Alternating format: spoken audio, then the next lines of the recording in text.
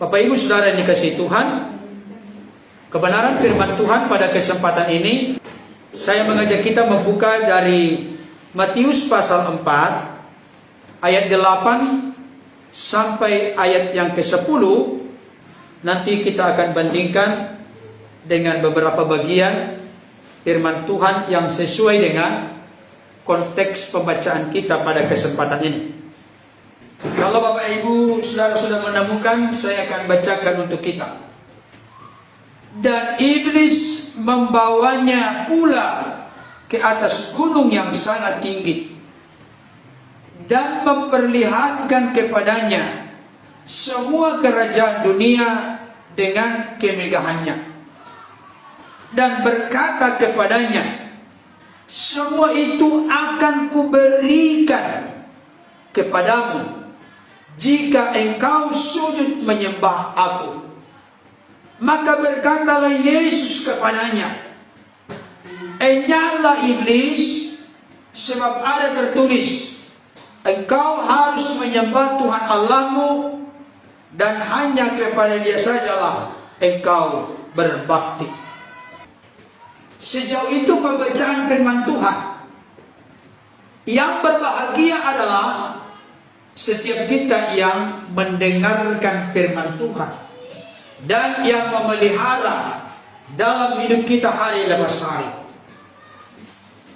Topik atau tema khotbah pada kesempatan ini, mental jalan pintas. Saya ulangi sekali lagi, mental jalan pintas. Saya akan mengawali khotbah ini dengan sebuah ilustrasi. Ada seorang bernama Frankie, di mana beliau ini sama sekali tidak bisa bermain gitar. Suatu ketika Frankie ini menemui seorang guru bermain gitar yang begitu mahir dan profesional. Dia hendak kursus di tempat sang guru yang mahir dan profesional bermain gitar ini. Dia pun bertanya kepada sang guru, berapa kira-kira bayaran kalau saya kursus bermain gitar di tempat kursus ini? Maka sang guru pun menjawab, 1 juta di bulan pertama, tetapi bulan kedua dan seterusnya setiap bulannya 100.000 per bulan. Saudaraku yang dikasihi oleh Tuhan, ketika mendengarkan informasi dari sang guru yang profesional dan mahir main gitar ini, dia pun kaget. Wah, mahal sekali. Astaga, kok mahal sekali? Terheran-heran dia.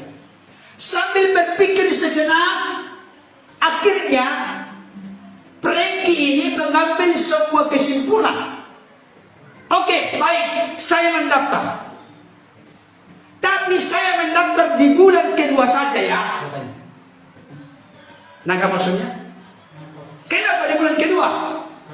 Karena bulan kedua hanya 100.000 rupiah. Saudara dikasih Tuhan, dari ilustrasi atau contoh ini, saya mau sampaikan, inilah yang merupakan tendensi atau kecenderungan banyak orang-orang yang hidup di dunia ini. Tidak ketinggalan, termasuk di dalamnya tubuh Kristus, gereja Tuhan, orang-orang percaya. Bahkan tidak terpungkiri, bisa juga di antaranya ada di sana pastor, pendeta, penatua, gembala. Frankie ini merupakan satu ilustrasi atau contoh yang mengingatkan kita betapa manusia di dunia ini memiliki kecenderungan memiliki karakter mental jalan pintas. Saudaraku yang dikasihi oleh Tuhan,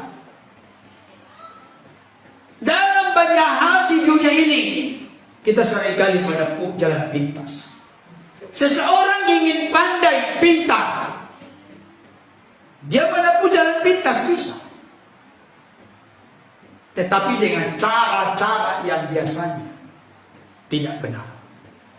Seseorang ingin pandai dan pintar, tidak mungkin dia pandai dan pintar kalau dia tidak melewati proses belajar. Ketika melewati proses belajar, ada suka dan duka dalam konteks belajar. Kalau orang mau pintar, dia harus siap menderita, bayar harga untuk belajar. Itu juga. Tapi kalau orang tidak mau melewati proses belajar, maka tidak mungkin dia menjadi pintar.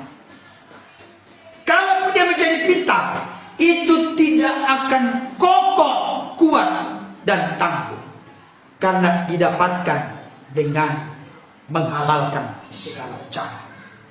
Saudaraku yang dikasihi Tuhan, mental jalan pintas ini merupakan gangguan dan penghalang besar dalam proses pendewasaan rohani. Coba kita jujur masing-masing. Banyak di antara kita orang-orang Kristen, aku mau menjadi orang yang mencintai, mengasihi Tuhan, aku mau bertumbuh menjadi dewasa dalam Tuhan. Tetapi ada satu hal yang dilewatkan, yang diluputkan oleh dia. Tuhan, aku tidak mau melewati proses kehidupan, tapi aku mau bertumbuh. Aku mau yang gampangnya, aku mau yang mudahnya saja, aku mau yang tidak perlu pengorbanan, bayar harga, penderitaan. Di tengah-tengah mencapai sesuatu yang saya impikan, harapkan, perlukan, dan doakan. Saudaraku yang dikasihi Tuhan, saya mau sampaikan kepada kita saat ini, jalan pintas bukanlah jalan yang dikenal oleh Tuhan. Dan itu dicontohkan di dalam berbagai contoh peristiwa kisah sejarah dalam Alkitab. Dan salah satu di antaranya adalah dari apa yang telah kita baca pada saat ini. Yesus saat itu sedang dicobai oleh iblis. Tolong ya kita perhatikan. Yang mencoba iblis itu bukan roh-roh jahat, setan, tapi langsung mbahnya, iblis. Iblis mencoba Yesus, baik itu di padang gurun setelah berpuasa 40 hari 40 malam. Yesus lapar, maka ada jalan pintas. Kalau betul engkau anak Allah, ubahlah batu-batu ini menjadi roti. Artinya itu jalan yang mudah, karena Yesus saat itu ada di padang gurun, tidak ada warteg, tidak ada warung penjual roti dan seterusnya. Berarti yang lebih mudah dan gampang jalan pintas adalah mengubah batu menjadi roti. Kalau betul engkau anak Allah, kalau betul engkau punya otoritas, punya kuasa, ubahlah batu menjadi roti, supaya roti itu menjadi jawaban dari kebutuhan yang mendesak setelah engkau berpuasa 40 hari 40 malam. Oleh karena sudah sangat lapar. Ternyata Yesus menjawabnya, baik, saya sangat suka, saya sangat senang dengan jalan pintas. No, tidak ada seperti itu. Yesus justru memberikan jawaban yang sangat telak. Ada tertulis, manusia hidup bukan dari roti saja, tapi dari setiap firman yang keluar dari mulut Allah.